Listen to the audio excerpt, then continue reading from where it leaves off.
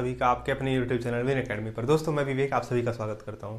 आइए current affairs की अगली कड़ी में कुछ और मैंने महत्वपूर्ण बातों पर चर्चा करते हैं। अगर आपने अभी तक इस चैनल को सब्सक्राइब नहीं किया है तो एक बार सब्सक्राइब जरूर कर लें। दोस्तों हमारा पहला पॉइंट है इंद्र युद्धाभ्यास।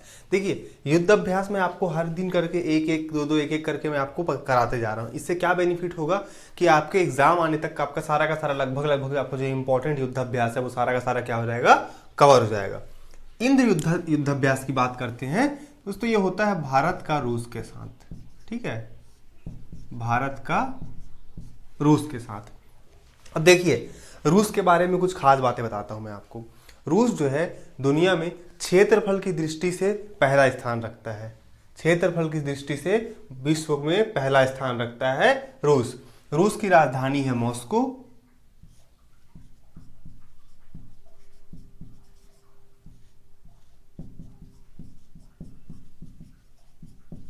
ठीक है, रूस की राजधानी है मॉस्को और रूस के राष्ट्रपति हैं व्लादिमीर पुतिन। कौन है राष्ट्रपति रूस के?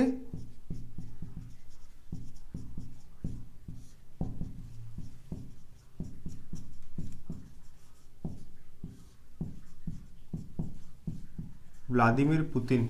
और व्लादिमीर पुतिन की ही एक पुस्तक है the first person. The first person इनकी क्या है, रचना है। राजधानी मॉस्को है। मॉस्को जो है ये मॉस्कोवा नदी के किनारे बसा हुआ है। मॉस्को जो है ये मॉस्कोवा नदी के किनारे बसा हुआ है। रूस की मॉस्को नदी और भारत की ब्रह्मपुत्र नदी को मिला करके बनाया गया है ब्रह्मोस मिसाइल। याद रखिएगा भारत और रशिया ने मिलकर क्या बनाया है, ब्रह्मोस मिसाइल।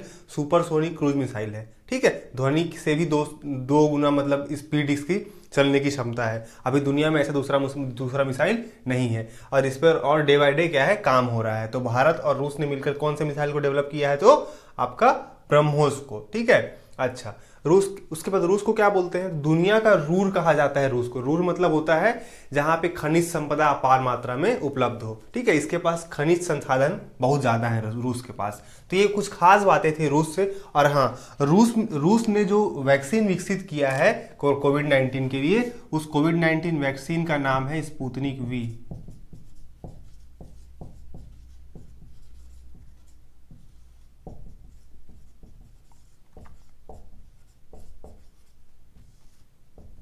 Sputnik V. और रूस ही एकमात्र दुनिया का ऐसा देश है जिसने जानवरों के लिए भी पहला कोविड-19 का टीका जो है वो इजाद कर लिया है। रूस ने ही क्या किया है, कोविड-19 जो आपका है जानवरों के लिए कोविड-19 के टीके का इजाद भी रूस ने कर लिया है। तो इस प्रकार ये कुछ खास बातें थी रूस से संबंधित। दूसरा क्वेश्चन है दोस्तों, पुराने वाहनों के स्क्रैप करने पर नई गाड़ी की खरीदे पर कितने प्रतिशत की छूट देने की घोषणा की गई है। इस बार के बजट का क्वेश्चन है दोस्तों ये। ठीक है, इसमें क्या हुआ है, अगर आप अपने पुरानी गाड़ी है उनको क्या स्क्रैप करना है क्योंकि उससे पॉल्यूशन बहुत ज्यादा अधिक हो रहा है। ठीक है, तो नई गाड़ी जब खरीदेंगे हम, पुरानी गाड़ी को स्क्रैप मतलब होता है पूरा उसको मतलब खत्म करा करके। तो खत्म कराने से क्या होगा कि आपकी जो पुरानी गाड़ी है उसका मान के चलिए उससे अधिक पोल्यूशन हो रहा है। अब क्या होगा, उससे मान के चलिए उसको स्क्रैप कर दिया गया, उससे जो स्टील निकलेगा वो क्या करेंगी, जो ऑटोमोबाइल्स इंडस्ट्री है उसका उपयोग करेंगी। इससे भारत जो है अपने आत्मनिर्भरता की ओर और आगे बढ़ेगा। हमको विदेशों से आयात करना पड़ता है, उस पर हमारी निर्भरता क्या होगी, कम होगी। तो सिंपली आपको याद रखना है, पुराने वाहनों के स्क्रैप कराने पर 25% की छूट देने की घोषणा की गई है। ठीक है दोस्तों, कितने परसेंट की, 25% की छूट देने की घोषणा की गई है। एक्चुअल में नई गाड़ी खरीद पर नहीं है, ये आपका जो कुछ रोड टैक्स होता है ना, ये रोड टैक्स पे आधारित है। ये कितने परसेंट की घोषणा की गई, 25% की। अच्छा, अभी आपके सड़क और परिवहन मंत्री कौन है, तो आपके नितिन गडकरी जी हैं, सड़क एवं परिवहन मंत्री। ठीक है, नितिन गडकरी जी। और ये कहां से बिलोंग करते हैं, तो ये आपके नागपुर से बिलोंग करते हैं। नागपुर संसदीय क्षेत्र से नितिन गडकरी जी बिलोंग करते हैं। बहुत अच्छे मिनिस्टर है, मतलब बहुत ही बेहतरीन इंसान है वो। अगला है, ऑक्सीजन से भरे कंटेनर की शिपमेंट के लिए भारतीय नौसेना ने कौन सा ऑपरेशन शुरू किया है, तो ऑपरेशन का नाम है समुद्र सेतु द्वितीय। ठीक है दोस्तों, ये भारतीय नौसेना ने इसकी शुरुआत की है। भारतीय नौसेना ने ऑक्सीजन के जो कंटेनर है उनको शिपमेंट मतलब होता है एक जगह से दूसरी जगह पहुंचाना, इसके लिए एक नई योजना शुरू की है या नई मिशन शुरू की है, जिस ऑपरेशन का नाम है समुद्र सेतु द्वितीय। अगला है दोस्तों, एक्सिस बैंक के नए एमडी और सीईओ कौन बने हैं, तो एक्सिस बैंक के अगले फिर से बन गए हैं अमिताभ चौधरी। आपको सिंपली इनका नाम याद रखना है।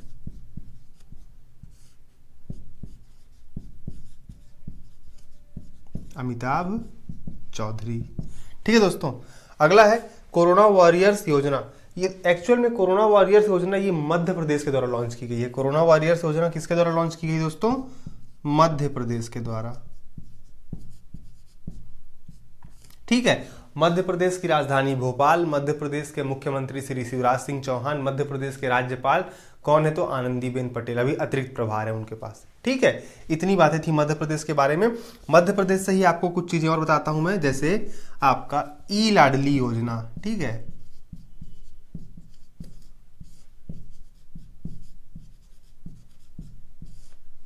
उसके बाद FIR आपके द्वार,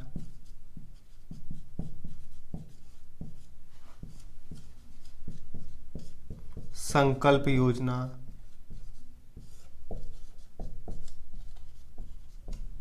ठीक है, तो इस तरह से कुछ। उसके बाद आपका एक मास्क वाला था कि वहाँ मध्य प्रदेश की महिलाएं जो है वो मास्क बनाएंगी और मास्क बना करके बेचेंगी 11 रुपए या कुछ समथिंग कुछ रुपए में। तो मास्क वाला योजना भी किसका है? आपका मध्य प्रदेश का है। मध्य प्रदेश के ब्रांड एम्बेसडर है गोविंदा, मध्य प्रदेश। ठीक है, ई लाडली योजना, हम छू लेंगे आसमान, ये भी किसका है? तो मध्य प्रदेश का है। संकल्प योजना आपका जो वृद्ध पुरुष है, मतलब जो बुजुर्ग हैं, उनके लिए चलाया गया था मध्य प्रदेश पुलिस के द्वारा। तो ये कुछ खास बातें थी आपकी मध्य प्रदेश के बारे में। मध्य प्रदेश जो है दोस्तों, इसके बाद आगे बढ़ते हैं। रेलवे बोर्ड के नए सदस्य कौन बने हैं? CEO नहीं पूछा है ना, नए सदस्य बने हैं अजीत मोहंती जी।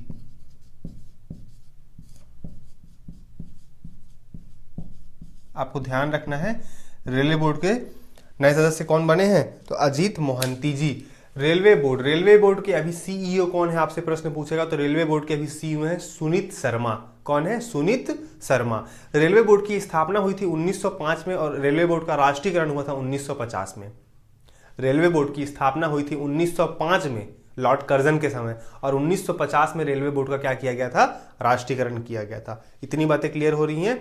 रेलवे बोर्ड के पहले CEO की बात करेगा तो विनोद कुमार यादव जी हैं, और अभी वर्तमान में कौन है? तो आपके अभी वर्तमान में कौन है? तो सुनीत शर्मा जी हैं।